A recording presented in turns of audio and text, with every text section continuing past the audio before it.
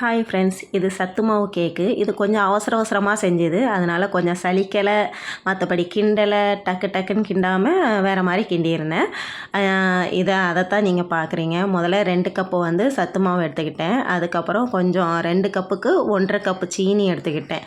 ஏன்னா என் பையனுக்கு கொஞ்சம் இனிப்பு அதிகமாக பிடிக்கும், அதனால் அதை எடுத்து போட்டுட்டு அதுக்கப்புறம் பேக்கிங் பவுடர், பேக்கிங் சோடா எல்லாம் போட்டுட்டு அதுக்கப்புறம் ஒரு முட்டை, வெனிலா எசன்ஸு, அப்புறம் பால் இவ்வளோத்தையும் போட்டு நல்லா கலக்கிட்டு அதுக்கப்புறம் ஒரு பாத்திரத்தில் வந்து நல்லா நெய்யை தடவி விட்டுட்டு நெய்யும் சேர்த்துருந்தேன்.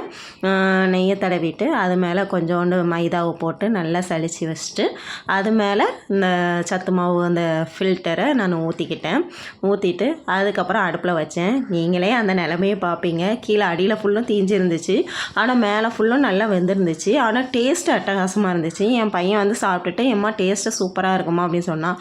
ஆனால் பாதி இது வேஸ்ட் ஆகிட்டு. Bye friends.